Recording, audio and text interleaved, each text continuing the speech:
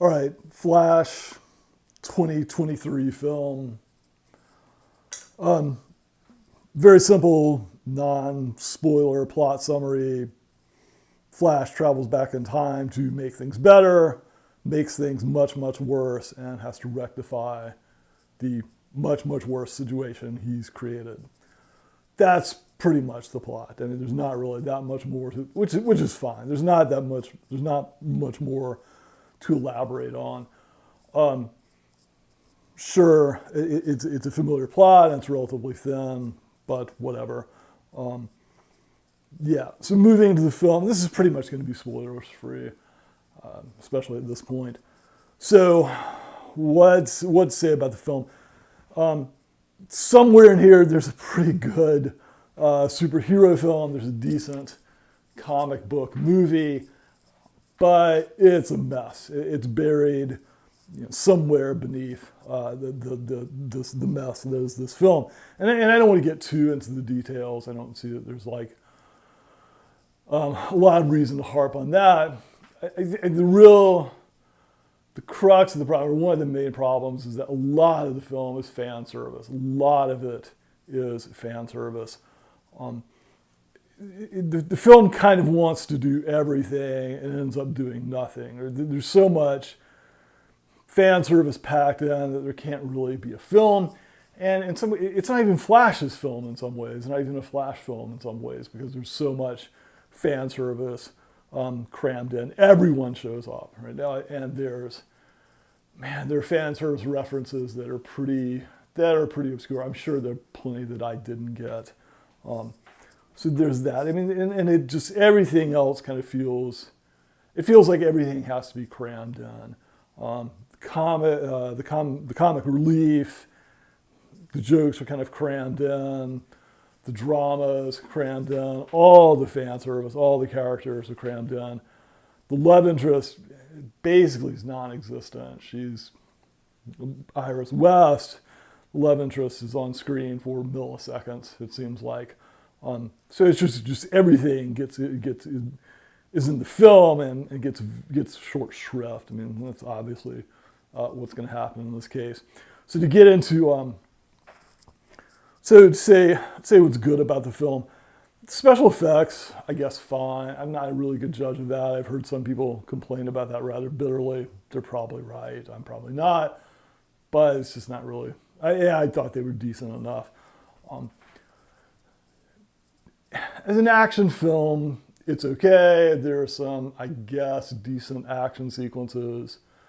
They feel very standard. They don't feel tremendously inspired, but so it goes. Let me say, the good thing about this film, I guess, is you can watch it while you're doing other things. In fact, you should watch it while you're doing other things. This is playing to watch on a film. This is playing to watch on a film. This is a film to watch on a plane.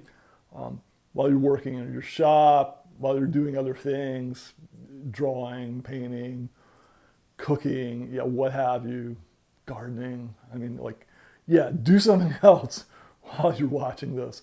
Or when you're, sick out of your mind with fever or you have a flu or something, because you won't miss anything and it's fine. It's a perfectly acceptable distraction, a perfectly acceptable piece of escapism.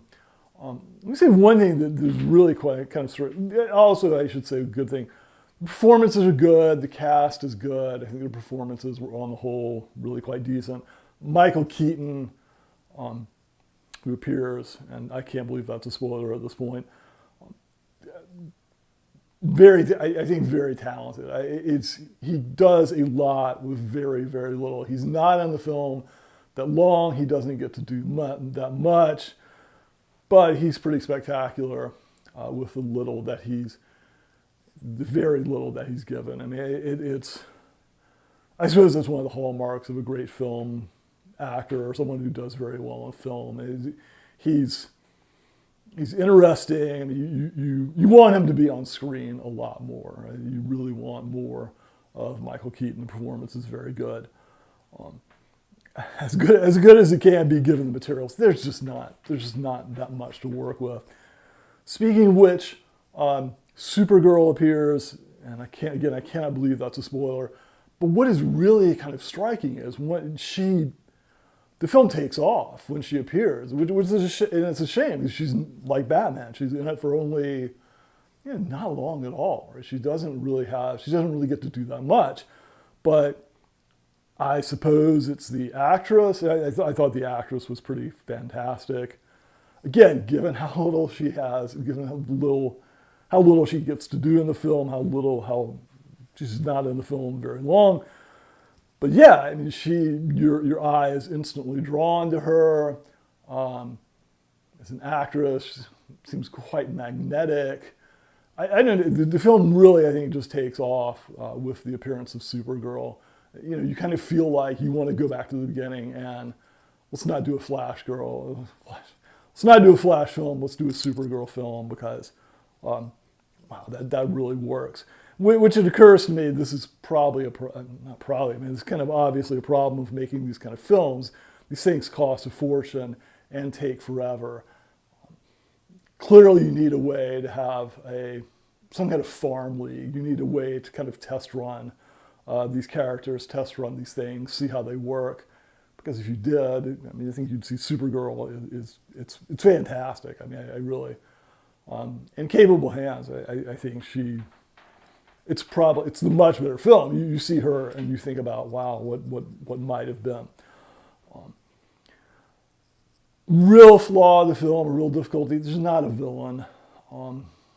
The villain is kind of borrowed from another film. The villain's in it very little. The villain's not interesting. Yeah, I don't know, it's a superhero film without a villain, and the villain is almost always more interesting. So it's a real missed opportunity. Again, when you're throwing everything in, you're not going to have time for an awesome villain, I suppose. One of the last things I'll touch on is, I have some sympathy for the filmmakers trying to do this. I guess I have less sympathy for them because it's probably a really hard thing to do. The Flash is a tough character, I suspect, for film. And the Flash, superhero, can move at the speed of light, and runs incredibly fast. That's the basic shtick, right? That's the basic power. And that's pretty good, right? And as a kid, look, you can imagine being Flash, you run around real fast. It's a very easy power to visualize and imagine. It's very clear, it's very easy to understand. It allows you to do some pretty cool things, I guess, with special effects, like there's lightning, the Flash is a red streak, and yeah, you can do these special effects things. But one of the problems that you kind of see is that, probably it's a CGI problem, is the Flash in the special effects sequences, the character doesn't have weight, right? You don't feel like the character has any gravity. It's like you're very conscious that this thing you're seeing, that the Flash, the character you're seeing, this character exists on a hard drive somewhere. This character is pixels. This character isn't flesh and blood. This character doesn't have weight. So, and I'm not sure how you would solve that problem. You can do it in the comic books. There are ways that they solve it. In the comic books, there are ways you can do that with pencil and ink and relatively cheap colors. I'm sure it's much harder to do in a film. One other thing I'll just mention, which is quite amusing. Maybe this is I think if this is a spoiler, it's a very minor spoiler. There's a scene where I suppose you kind of see the multiverse, you kind of see all these different worlds, all these different universes, and they're arranged in almost kind of like this circular Greek temple sort of thing. Like maybe it's like theater in the round or some kind of giant coliseum of all these universes. That is so DC comic books. It's really, it's quite striking. You see it and you think, wow, all right, so this really is a DC comic book. So overall, I don't think it's good. It's fine as escapism. It's fine as a distraction. If you need something to watch on a plane, if you need to watch something while you're doing other things, yeah, it's great for that. If you just want to chill out in the evening and watch something that's distracting, you don't have to think about it. You can miss chunks of it, really no problem. So yeah, and for what it is, it's good for that. Like I said, there's a better film, or there are pieces of a better film buried in here. But yeah, overall, it's a mess. Anyway, not a bad mess, but yeah, mess. All right, there you go.